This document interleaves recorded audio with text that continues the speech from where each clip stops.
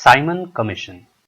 Government of India act 1919 को review करने के लिए साइमन कमीशन की रचना की गई, साइमन कमीशन का गठन किया गया। जैसा कि गवर्नमेंट ऑफ इंडिया 1919 के पहले अगस्त 20 1917 को ब्रिटिश गवर्नमेंट ने यह अनाउंस किया था कि वो भारत में एक रेस्पॉन्सिबल गवर्नमेंट लेकर आना चाहते हैं। इसी रेस्पॉन्सिबल गवर्नमेंट को लाने के लिए उन्होंने गवर्नमेंट ऑफ इंडिया एक्ट 1919 जो है वो भारत में लेकर के आए थे, ऐसा उनका कहना था। फिर उन्होंने कहा कि जो भी एक्ट हम इस दिशा में लेकर के आएंगे उसको एक सर्टेन टाइम पीरियड के बाद उसका एक थॉरो चेक होना चाहिए। एक तरह से उस पर कुछ लोग उसको चेक करेंगे कि वो जिस कार्य के लिए वो एक्ट बना था उस कार्य में वो एक्ट कितना सफल हुआ है, और उसके रिजल्ट के हिसाब से और वो जो चेक है उसको समझते हुए जो कमीशन उसके ऊपर बैठेगी उसके विचारों को देखते हुए आगे के एक्ट फिर से बनाए जाएंगे। और इसी विचार के अंतर्गत गठन होता है साइमन कमीशन का। साइमन कमीशन जो है वो नवंबर 1927 में बनाया जाता है, जो कि अपने शेड्यूल्ड समय से 2 साल पहले था। अपने शेड्यूल्ड टाइम पीरियड से 2 इयर्स बिफोर में वो बनाया गया, यानी उसको बनना था 1929 में। और उसका जो मेन काम था कि वो गवर्नमेंट ऑफ इंडिया एक्ट 1919 को रिव्यू करे और उसके हिसाब से अपने पॉइंट्स वगैरह सामने रखे और उसी के बेसिस से आगे का जो एक्ट है वो बनाया जाएगा। इंडिया के लिए आगे का जो भी नए रूल्स और रेगुलेशंस लेके आने हैं वो लेकर आए जाएंगे। तो साइमन कमीशन बनता है नवंबर 1927 में, जो कि अपने समय से 2 साल पहले था। इसमें ब्रिटिश गवर्नमेंट ने 7 मेंबर्स को अपॉइंट किया, यानी जो ये कमीशन बनता है इसके जो मेंबर्स थे ये इन टोटल 7 थे। 7 मेंबर्स इसके हिस्से में आते हैं। और ये जो साइमन कमीशन बना इसको हेड कर रहे थे जॉन साइमन। इस कमीशन के जितने भी मेंबर्स थे वो वाइट थे, वाइट ब्रिटिश, या वाइट न कह के ब्रिटिशर कहना ज्यादा बेहतर है कि ये जो साइमन कमीशन में जितने भी 7 मेंबर्स जो बने थे ये सब के सब ब्रिटिशर्स थे। ये इंडियंस को मंजूर नहीं था कि भारत के लिए आप अगला कानून बनाएंगे, भारत में जो कानून था उसको रिव्यू करेंगे, और वैसे कमीशन के जो मेंबर्स हैं वो सब के सब ब्रिटिशर्स हैं, उसमें एक भी इंडियन नहीं है। तो यहाँ भारतीयों की बात रखेगा कौन? साफ साफ तरीके से क्या हुआ, क्या होना चाहिए भारतीयों के लिए, ये ठीक से ब्रिटिशर्स को समझाएगा कौन? तो ब्रिटिश जो समझेंगे वो अपने मर्जी से वो काम करने वाले थे, ऐसा लग रहा था। और इसीलिए भारत के सभी पार्टीज ने इस साइमन कमीशन का बाइकॉट किया। साइमन कमीशन ने अपने रिपोर्ट को 1930 में सबमिट किया। After travelling through out the country उन्होंने पीछे के लॉज जो गवर्नमेंट ऑफ इंडिया एक्ट 1919 का इफेक्ट है वो समझा, और इन फ्यूचर किस तरह के जो नए लॉज आएंगे उसमें क्या बदलाव होने चाहिए, ये सब को समझते हुए उन्होंने 1930 में अपना रिपोर्ट ब्रिटिश गवर्नमेंट को सबमिट किया। इस सबमिटेड रिपोर्ट में ये राय दी गई थी कि डायरकी को भारत में रिमूव कर दिया जाए। डायरकी का जो सिस्टम है जो गवर्नमेंट ऑफ इंडिया एक्ट 1919 के द्वारा लाया गया था, जिसमें रिजर्व सब्जेक्ट्स और ट्रांसफर्ड सब्जेक्ट्स की बात हुई थी कि गवर्नर साहब को कुछ जो मैटर्स हैं वो ट्रांसफर्ड सब्जेक्ट से अंदर देखने होंगे और कुछ जो सब्जेक्ट्स हैं वो रिजर्व सब्जेक्ट्स होंगे गवर्नर के पास, जो वो सिर्फ अपने एग्जीक्यूटिव काउंसिल के साथ मिलके ही उसके ऊपर वो फैसला कर लेंगे। तो ये जो 2 टाइप ऑफ गवर्नमेंट का जो सिस्टम था कि जिसमें एक ट्रांसफर सब्जेक्ट होगा और एक रिजर्व सब्जेक्ट होगा, ये चल के ही डायरकी बना था। तो साइमन कमीशन ने बोला कि आप इस डायरकी को हटा दो, यानी डायरकी वाला जो सिस्टम है वो वैसे भी फेल हो चुका था इंडिया में कि गवर्नर जो है वो खुद की अथॉरिटी खुद के ही मर्जी से सारा कुछ करते हैं, तो डायरकी वैसे भी बहुत ज़्यादा इफेक्टिव है नहीं। तो डायरकी को इन्होंने रिमूव करने का सलाह दिया, पर जो रिस्पॉन्सिबल गवर्नमेंट है प्रोविंसेस में इसको एक्सटेंड करने को कहा।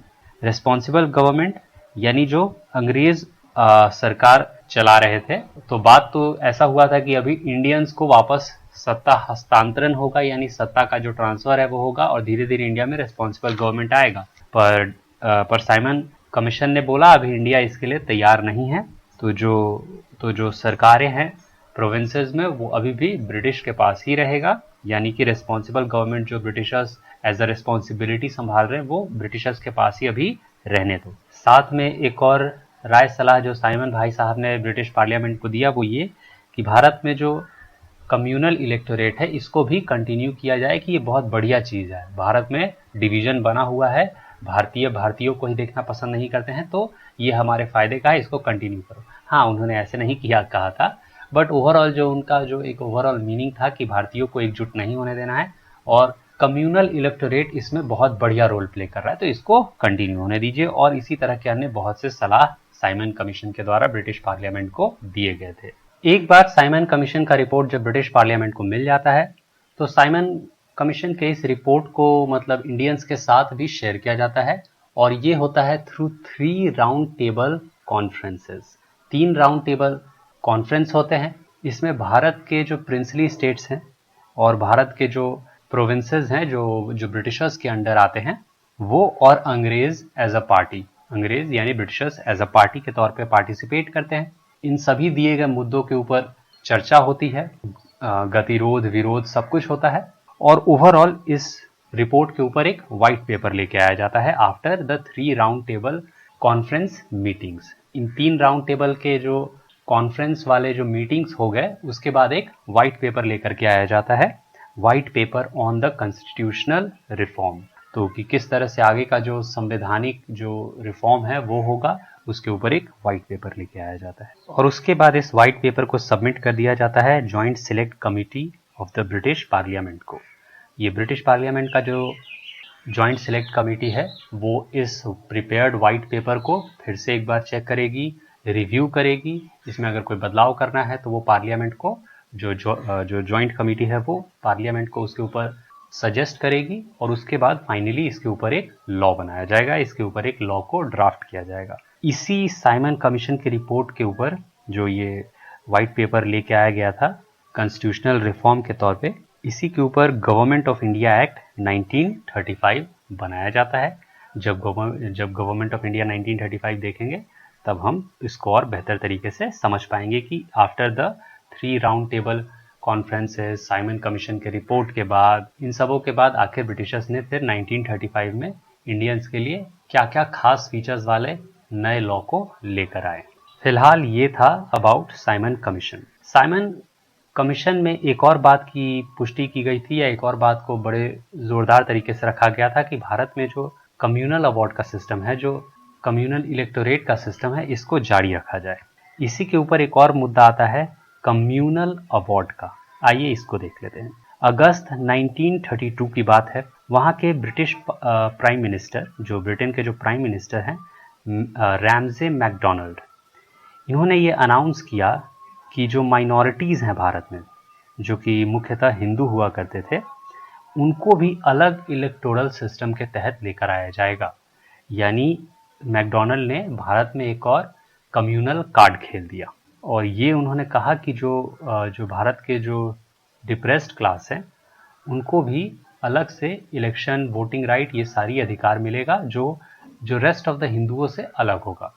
यानी पहले तो उन्होंने रिलीजन के बेसिस पे सबको अलग कर दिया, अभी उन्होंने इसमें और ज़्यादा डिवीजन का बात किया, जिसमें उन्होंने कहा कि सेपरेट इलेक्टोरेट डिप्रेस्ड क्लास के लिए होगा, separate electorate Muslim, Sikh, Indian Christian, Anglo Indians, Europeans, इन सब के लिए तो था ही, साथ साथ में वुमेन्स के लिए भी अलग से लेके आएंगे। तो मतलब एक तरह से पूरे इंडियन सोसाइटी को फर्दर ब्रेकडाउन की ओर लेके जाने में जो उनका इंटरेस्ट था वो यहाँ दिखता है कम्युनल अवार्ड 1932 के द्वारा।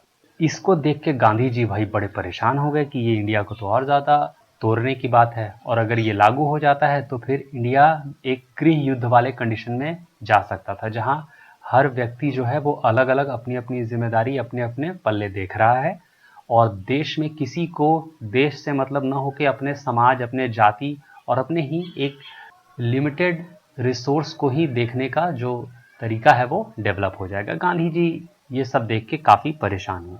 Gandhi ji got distressed after this kind of announcement. तो उन्होंने, वो उस समय यरवदा जेल में थे पुणे के, वहीं पे उन्होंने इसके खिलाफ हंगर स्ट्राइक शुरू की। ठीक है, ये आइडिया जो था communal award for depressed classes, ये भीमराव अंबेडकर जी को ठीक लगा कि अगर डिप्रेस्ड क्लास को आगे आना है तो ये अलग होना ही चाहिए, कम्युनल अवार्ड अलग से उनको इलेक्शन वगैरह का अधिकार मिलना ही चाहिए।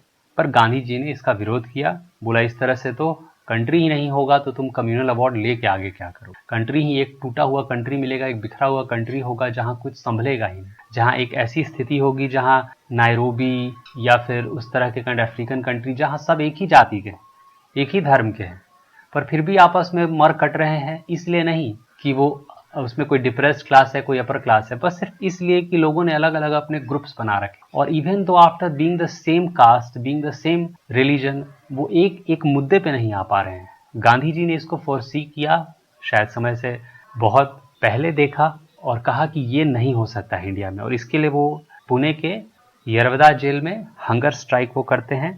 और उस हंगर स्ट्राइक को रोकने के लिए, उस हंगर स्ट्राइक को तोड़ने के लिए एक अग्रीमेंट होता है between Mahatma Gandhi and doctor Bhimrao Ambedkar, जिसके अंदर जो डिप्रेस्ड क्लास है उनको रिजर्व सीट्स दिए जाते हैं।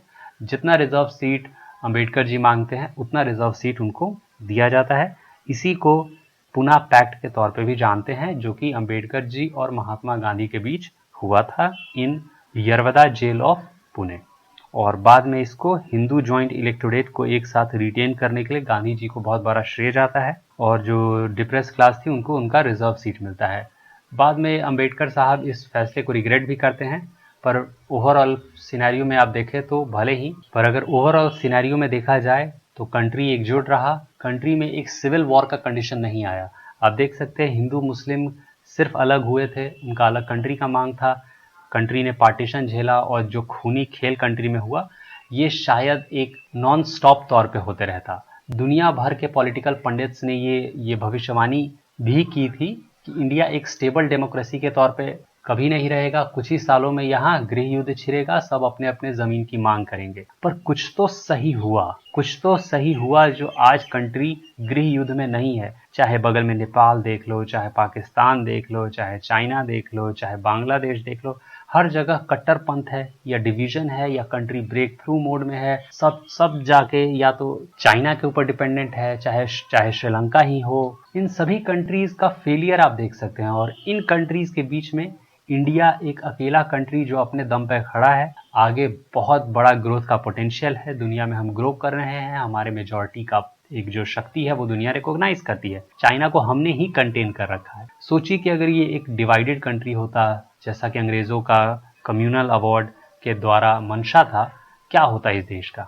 फिर से या तो हम भी चाइना के साथ उसके डेप्थ ट्रैप डिप्लोमेसी में फंसे होते, या कुछ ना कुछ उस तरह के लफड़े झगड़े में हम भी दिन रात फंसे ही होते, या तो अफ्रीका वाला कंडीशन होता, या श्रीलंका नेपाल पाकिस्तान वाला तो कंडीशन होता ही होता। But due to our forefathers foresight हम शायद आज बच गए हैं उन्हीं के कारण, और हम काफी बेहतर स्थिति में हैं। तो ये हो गया साइमन कमीशन और कम्युनल अवार्ड ऑफ 1932, जो कि रैमसे मैकडोनाल्ड ब्रिटेन के प्राइम मिनिस्टर के द्वारा लेके आया गया था, जिसको गांधी जी और अंबेडकर जी के पुना पैक्ट के द्वारा रोका जाता है। तो ये सब कुछ हो गया। अगले में हम देखेंगे गवर्नमेंट ऑफ इंडिया एक्ट 1935।